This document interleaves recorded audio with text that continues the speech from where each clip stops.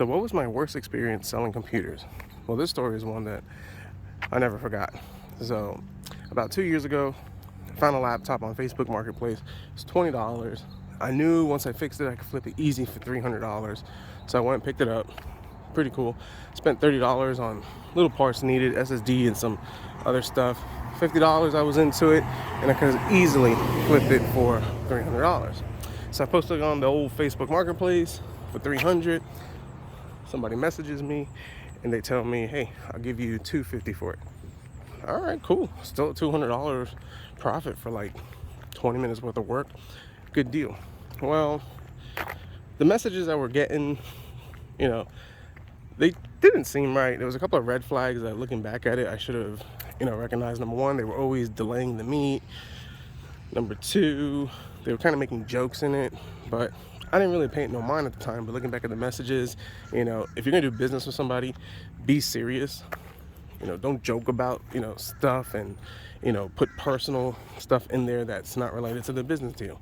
All you gotta do is, hey, I'll meet, I can't meet.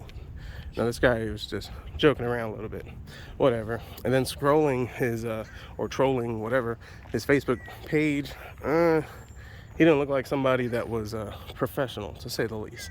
But anyways, we agree to meet. I tell him, hey, meet me at my house.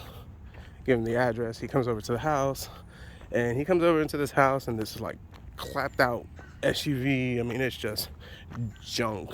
But whatever. He has money. I don't care. Normally, when I do a transaction, I tell him come into the garage. Well, he waits me to come to his SUV. Me being me, I said, yeah, sure. Bring the laptop. It's fully charged. I have it up and running. So I go up to the driver's side. I talk to him, and immediately I'm like, oh, this ain't good. My observations kick in, and I'm like, this ain't good. First thing I notice, the car smells like drugs, specifically weed, and there's drugs all over the car. Great. Then I look at the passenger. The passenger has a basketball shorts, and I remember this, and he has a gun kind of sticking out of his pocket over there.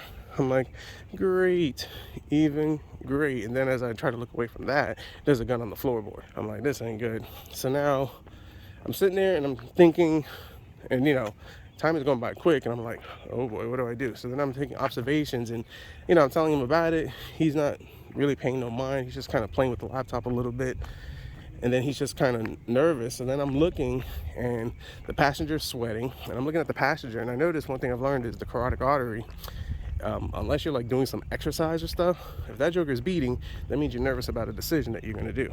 So that was kind of my red flag right over there too. So I'm like, these guys are debating whether to rob me or rob me violently, or just what they're going to do in general. So I'm like, whatever. So I'm debating, should I run? Should I stay? What do I do? And then the fact is, this is in front of my house. If these guys decide to get silly or whatever, or have fun, my family's inside the house. So I decided, you know what? I tell the guy, hey man, I'll lower the price, $150. He looks at me and gives me the smirk on the face, and I'm like, here it goes. This is what's gonna happen. He goes, nah, I'd do an even better deal. Free. And then he uses profanities and just peel tires and drive off. So guys, I'll tell you right now, I was very thankful for the way that scenario played out. I don't care. He drove off, he got the laptop. It's not worth my life, it's not worth my safety, my family's well-being. That was the best case scenario that ever happened. And honestly, because of that, I did learn a lot. Number one, if they're not going to be straightforward and professional with doing a business transaction, I don't even message them. I don't need to sell it that bad. Number two, I browse their Facebook profiles. If their Facebook profiles has indications that drugs, gangs, and real violent stuff, yeah, I don't do business with that, because I don't need that attention. I don't need that around my house or anything like that. And some people just get really silly, to say the least. Did that incident deter me from selling on the Facebook Marketplace? A little bit, I would say. I don't sell as much as I used to. Definitely a lot more safer. Yeah, that was my worst experience. Never forget it.